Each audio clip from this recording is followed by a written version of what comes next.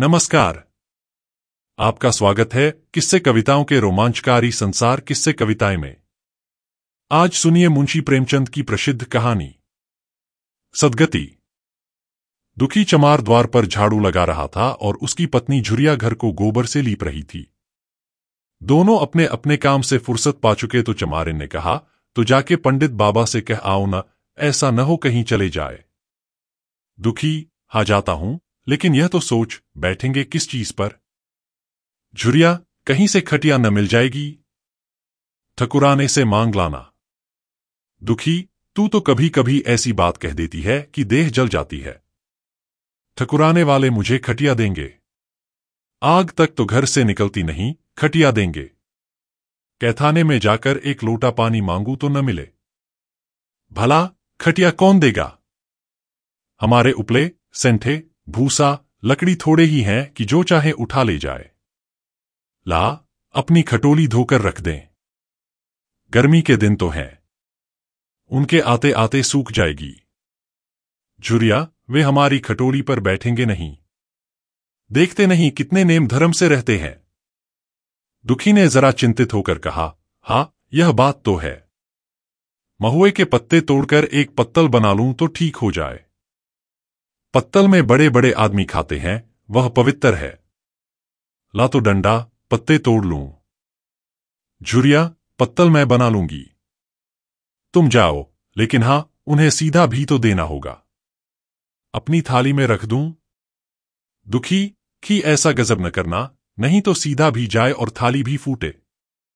बाबा थाली उठाकर पटक देंगे। उनको बड़ी जल्दी विरोध चढ़ आता है। किरोध में पंडिताइन तक को छोड़ते नहीं, लड़के को ऐसा पीटा कि आज तक टूटा हाथ लिए फिरता है। पत्तल में सीधा भी देना, हां, मुदा तू छूना मत। झूरी, गोंड की लड़की को लेकर साह की दुकान से सब चीजें ले आना। सीधा भरपूर हो। सेर भर आटा, आधा सेर चावल, पाव भर दाल, आधा पाव घी, नोन, हल्दी और पत्तल में एक किनारे 4 आने पैसे रख देना। गोंड की लड़की न मिले तो भुर्जिन के हाथ पैर जोड़कर ले जाना। तू कुछ मत छूना, नहीं गजब हो जाएगा। इन बातों की ताकीद करके दुखी ने लकड़ी उठाई और घास का एक बड़ा सा गट्ठा लेकर पंडित जी से अर्ज करने चला। खाली हाथ बाबाजी की सेवा में कैसे जाता? नजराने के लिए उसके पास घास के सिवाय और क्या था? उसे खाली देखकर तो बाबा दूर ही से दुत्कारते। पंडित घासीराम ईश्वर के परम भक्त थे। नींद खुलते ही ईशोपासन में लग जाते। मुंह हाथ धोते 8 बजते, तब असली पूजा शुरू होती, जिसका पहला भाग भंग की तैयारी थी। उसके बाद आधा घंटे तक चंदन रगड़ते, फिर आईने के सामने एक तिनके से माथे पर तिलक लगाते। चंदन की 2 रेखाओं के बीच में लाल रोरी की बिंदी होती थी। फिर छाती पर, बाहों पर चंदन की गोल गोल मुद्रिकाएं बनाते। फिर ठाकुर जी की मूर्ति निकालकर उसे नहलाते, चंदन लगाते, फूल चढ़ाते, आरती करते, घंटी बजाते। 10 बजते बजते वह पूजन से उठते और भंग छानकर बाहर आते। तब तक 2-4 जजमान द्वार पर आ जाते। ईशोपासन का तत्काल फल मिल जाता। वही उनकी खेती थी। आज वह पूजन गृह से निकले तो देखा, दुखी चमार घास का एक गट्ठा लिए बैठा है। दुखी उन्हें देखते ही उठ खड़ा हुआ और उन्हें साष्टांग दंडवत करके हाथ बांधकर खड़ा हो गया। यह तेजस्वी मूर्ति देखकर उसका हृदय श्रद्धा से परिपूर्ण हो गया। कितनी दिव्य मूर्ति थी! छोटा सा गोल मटोल आदमी, चिकना सिर, फूले गाल, ब्रह्मतेज से प्रदीप्त आंखें। रोरी और चंदन देवताओं की प्रतिभा प्रदान कर रही थी। दुखी को देखकर श्रीमुख से बोले, आज कैसे चला रे दुखिया? दुखी ने सिर झुकाकर कहा, बिटिया की सगाई कर रहा हूं महाराज। कुछ साइत सगुन विचारना है। कब मर्जी होगी? घासी, आज मुझे छुट्टी नहीं। हाँ, सांझ तक आ जाऊंगा। दुखी, नहीं महाराज, जल्दी मर्जी हो जाए। सब सामान ठीक कर आया हूं। यह घास कहाँ रख दूं? घासी, इस गाय के सामने डाल दे और जरा झाड़ू लेकर द्वार तो साफ कर दे। यह बैठक भी कई दिन से लीपी नहीं गई। उसे भी गोबर से लीप दे। तब तक मैं भोजन कर लूं, फिर जरा आराम करके चलूंगा। हाँ, यह लकड़ी भी चीर देना। खलिहान में 4 खांची भूसा पड़ा है, उसे भी उठा लाना और भुसौली में रख देना। दुखी फौरन हुक्म की तामील करने लगा। द्वार पर झाड़ू लगाए, बैठक को गोबर से लीपा। तब 12 बज गए। पंडित जी भोजन करने चले गए। दुखी ने सुबह से कुछ नहीं खाया था। उसे भी जोर की भूख लगी थी, पर वहां खाने को क्या धरा था। घर यहां से मील भर था। वहां खाने चला जाए तो पंडित जी बिगड़ जाए। बेचारे ने भूख दबाई और लकड़ी फाड़ने लगा। लकड़ी की मोटी सी गांठ थी, जिस पर पहले कितने ही भक्तों ने अपना जोर आजमा लिया था। वह उसी दमखम के साथ लोहे से लोहा लेने के लिए तैयार थी। दुखी घास छीलकर बाजार ले जाता था। लकड़ी चीरने का उसे अभ्यास न था। घास उसके खुरपे के सामने सिर झुका देती थी। यहां कस कसकर कुल्हाड़ी का भरपूर हाथ लगाता, पर उस गांठ पर निशान तक न पड़ता था। कुल्हाड़ी उचट जाती। पसीने में तरता, हांफता था, थककर बैठ जाता था, फिर उठता था। हाथ उठाए न उठते थे, पांव कांप रहे थे, कमर न सीधी होती थी, आंखों तले अंधेरा हो रहा था, सिर में चक्कर आ रहे थे, तितलियां उड़ रही थीं, फिर भी अपना काम किए जाता था। अगर एक चिलम तंबाकू पीने को मिल जाती तो शायद कुछ ताकत आती। उसने सोचा, यहां चिलम और तंबाकू कहां मिलेगी। बाहमनों का पूरा है। बाहमन लोग हम नीच जातों की तरह तंबाकू थोड़े ही पीते हैं। सहसा उसे याद आया कि गांव में एक गोंड भी रहता है। उसके यहां जरूर चिलम तंबाकू होगी। तुरंत उसके घर दौड़ा। खैर मेहनत सफल हुई। उसने तंबाकू भी दी और चिलम भी दी, पर आग वहां न थी। दुखी ने कहा, आग की चिंता न करो भाई, मैं जाता हूं, पंडित जी के घर से आग मांग लूंगा। वहां तो अभी रसोई बन रही थी। यह कहता हुआ वह दोनों चीजें लेकर चला आया और पंडित जी के घर में बरौठे के द्वार पर खड़ा होकर बोला, मालिक, रची के आग मिल जाए तो चिलम पी लें। पंडित जी भोजन कर रहे थे। पंडिताइन ने पूछा, यह कौन आदमी आग मांग रहा है। पंडित, अरे वही ससुरा दुखिया चमार है। कहा है, थोड़ी सी लकड़ी चीर दे, आग तो है, दे दो। पंडिताइन ने भुए चढ़ाकर कहा, तुम्हें तो जैसे पोथी पत्रों के फेर में धर्म करम किसी बात की सुधी ही नहीं रही। चमार हो, धोबी हो, पासी हो, मुंह उठाए घर में चला आए। हिंदू का घर न हुआ, कोई सराय हुई। कह दो दाढ़ीजार से चला जाए, नहीं तो इस लुआठे से मुंह झुलस दूंगी। आग मांगने चले हैं। पंडित जी ने उन्हें समझाकर कहा, भीतर आ गया तो क्या हुआ, तुम्हारी कोई चीज तो नहीं छुई। धरती पवित्र है। जरा सी आग दे क्यों नहीं देती, काम तो हमारा ही कर रहा है। कोई लोनिया यही लकड़ी फाड़ता तो कम से कम 4 आने लेता। पंडिताइन ने गरज कर कहा, वह घर में आया क्यों। पंडित ने हार कर कहा, ससुरे का अभाग था और क्या। पंडिताइन, अच्छा, इस बखत तो आग दिए देती हूं, लेकिन फिर जो इस तरह घर में आएगा तो उसका मुंह ही जला दूंगी। दुखी के कानों में इन बातों की भनक पड़ रही थी। पछता रहा था, नाहक आया। सच तो कहती हैं। पंडित के घर में चमार कैसे चला आए। बड़े पवित्र होते हैं यह लोग, तभी तो संसार पूछता है, तभी तो इतना मान है। भर चमार थोड़े ही हैं। इसी गांव में बूढ़ा हो गया, मगर मुझे इतनी अकल भी न आई। इसलिए जब पंडिताइन आग लेकर निकली तो वह मानो स्वर्ग का वरदान पा गया। दोनों हाथ जोड़कर जमीन पर माथा टेकता हुआ बोला, पड़ाइन माता, मुझसे बड़ी भूल हुई कि घर में चला आया। चमार की अकल ही तो ठहरी। इतने मूर्ख न होते तो लात क्यों खाते। पंडिताइन चिमटे से पकड़कर आग लाई थी। 5 हाथ की दूरी से घूंघट की आड़ से दुखी की तरफ आग फेंकी। आग की बड़ी सी चिंगारी दुखी के सिर पर पड़ गई। जल्दी से पीछे हटकर सिर के झोंटे देने लगा। उसने मन में कहा, यह एक पवित्र बाहमन के घर को अपवित्र करने का फल है। भगवान ने कितनी जल्दी फल दे दिया। इसी से तो संसार पंडितों से डरता है और सबके रुपए मारे जाते हैं। बाहमन के रुपए भला कोई मार तो ले। घर भर का सत्यानाश हो जाए, पांव गल गल कर गिरने लगे। बाहर आकर उसने चिलम पी और फिर कुल्हाड़ी लेकर जुट गया। खट खट की आवाजें आने लगीं। उस पर आग पड़ गई तो पंडिताइन को उस पर कुछ दया आ गई। पंडित जी भोजन करके उठे तो बोलीं, इस चमरवा को भी कुछ खाने को दे दो, बेचारा कब से काम कर रहा है, भूखा होगा। पंडित जी ने इस प्रस्ताव को व्यावहारिक क्षेत्र से दूर समझकर पूछा, रोटियां हैं? पंडिताइन, 2-4 बच जाएंगी। पंडित, 2-4 रोटियों में क्या होगा? चमार है, कम से कम सेर भर चढ़ा जाएगा। पंडिताइन कानों पर हाथ रखकर बोली, अरे बाप रे, सेर भर? तो फिर रहने दो।